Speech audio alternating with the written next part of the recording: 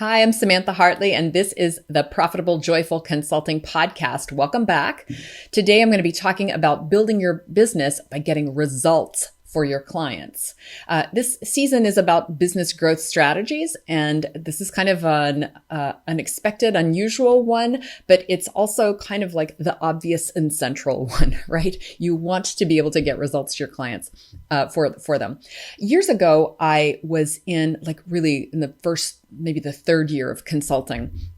I was taking a marketing class, and one of the things, the assignments was to write down some success stories, and I was horrified to realize that I didn't have any success stories. And the reason I didn't have them was because the kind of work that I'd been doing and the clients for whom I'd been doing them, they kind of didn't conclude. My clients weren't unhappy, but they didn't really implement the work. And when I followed up with them to find out how things were going, they would say, oh, well, yeah, thanks. That was great. Our priorities have changed. We're working on this right now. And so I didn't have a closure, like an ending on any of my success stories.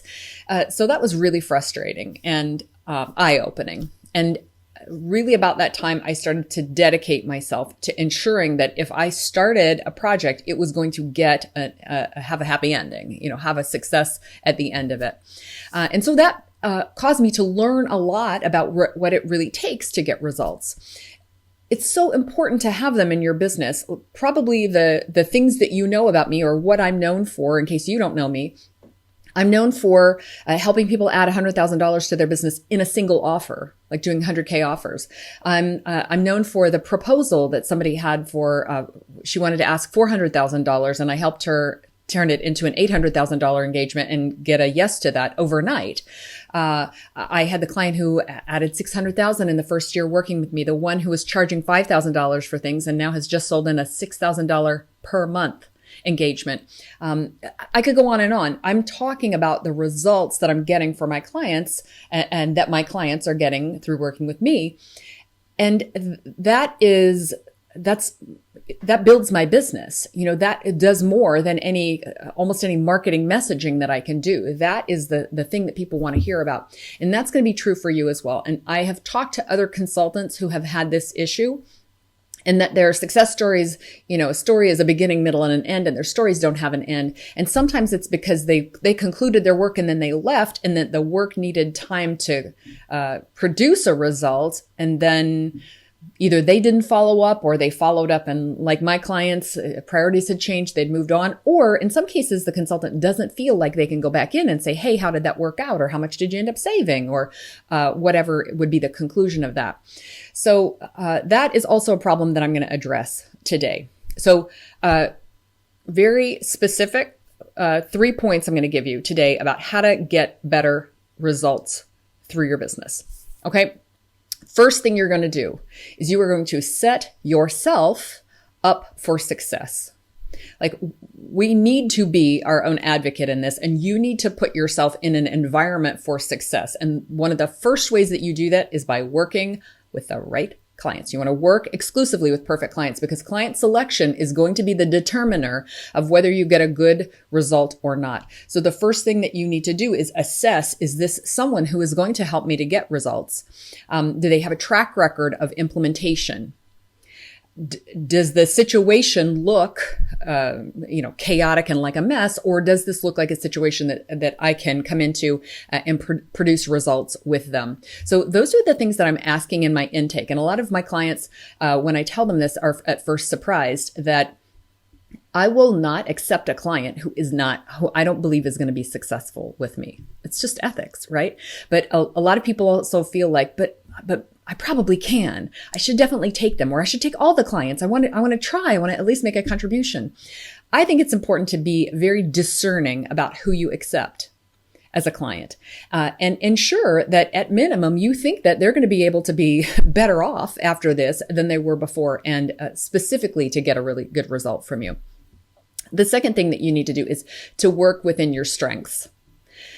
There's a always the ongoing debate about whether we play to our strengths or shore up our weaknesses and things like that. In the work that you do in your business, you really want to focus on your strengths. These are places where you have a proven track record. And if you want to expand that by doing new work, sometimes you can take a one-off project, a potential project, and test that out.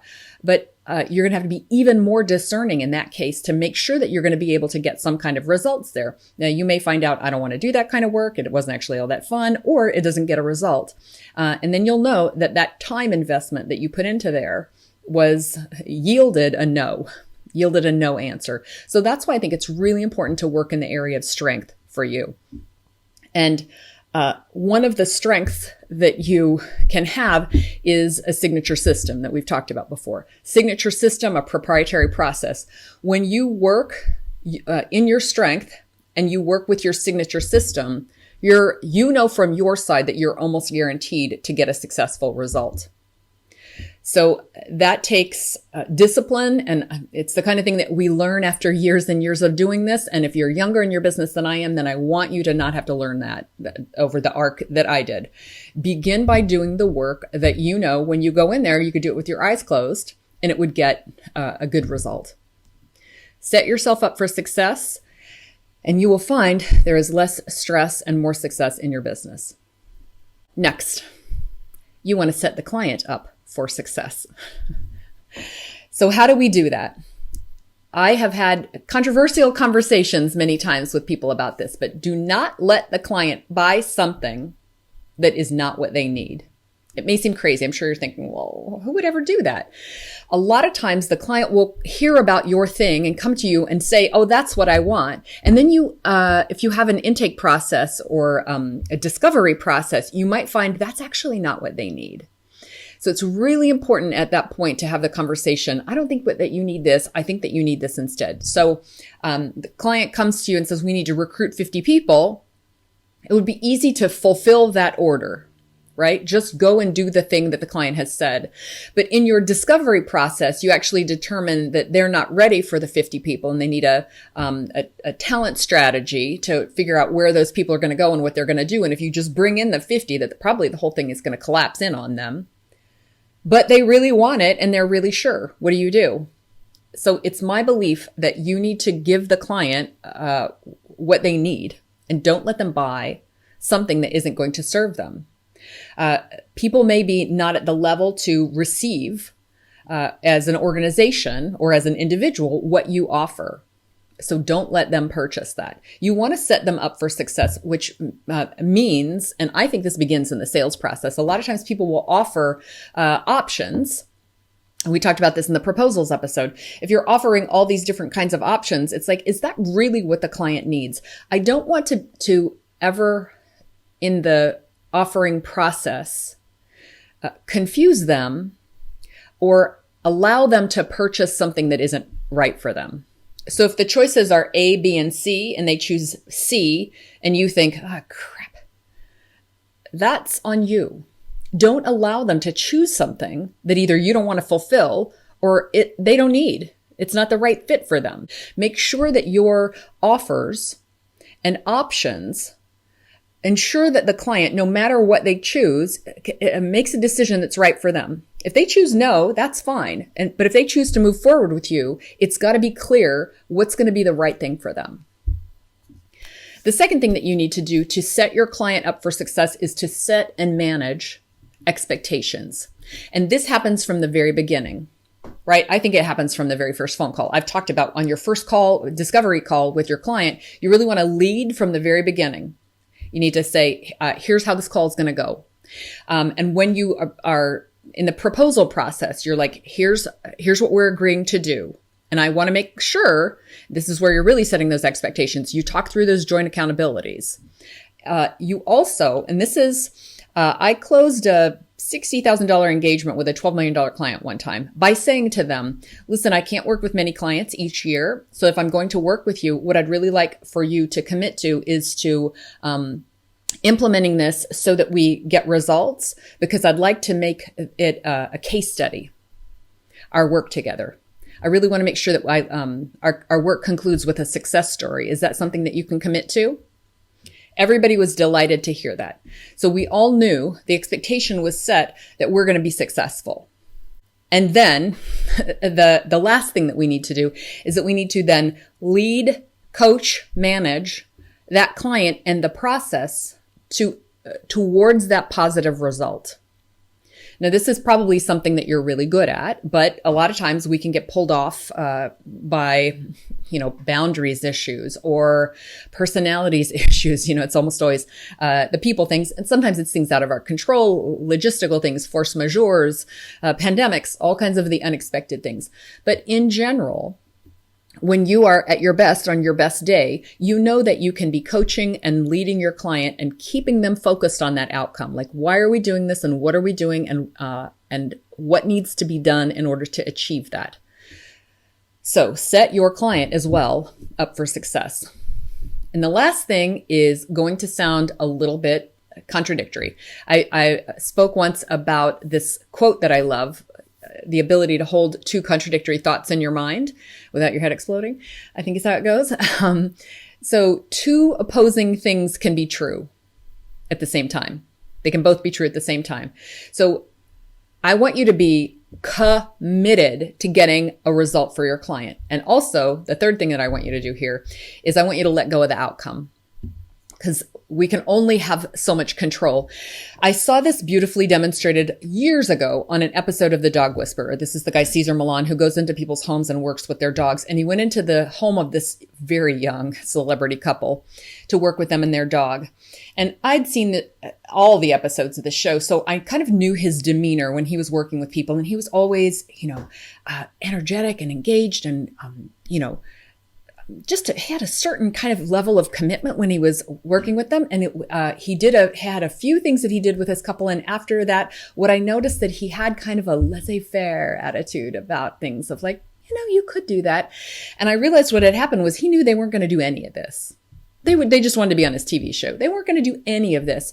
And so he was still giving them the advice that they should do, but he had a very different level of belief in their ability to execute it than I had seen on other episodes when he was talking with people who really seemed committed to getting results for their dog. That stood out to me because I have seen and experienced clients who I realized at a certain point that they weren't as committed to getting the result as I was. And this is, again, I'm teaching something that I don't want you to take 20 years to learn. We cannot be more committed to the result than the client is. You cannot want it more than they do. We cannot want it for them more than they want it for themselves. So in the proposals episode, when I talked about the idea of joint accountabilities, it's like, here's all the things that I'm committed to. Here's all the things that I'll be accountable for. And this is all the stuff that you, the client, are accountable for. And it's kind of like there's this line. And I'm going to be all in right up to that line, but I can't come over that line because that's the client's job. And I think at a certain point in a project, you'll realize, I hope you don't, but you may encounter this, which is that you want it more than they do. And they either thought they wanted it or organizational priorities have changed or whatever. And at that point, what I think is detrimental and soul crushing for us is to try to go in and give some of our level of commitment to the client. Okay. So you're going to set yourself up for success by choosing the right people to work with and by doing the right things for them. You are going to set them up for success by letting them choose what is right for them, what's in their highest good and the highest good of all concerned. And then you're going to let it go. You're going to let it go.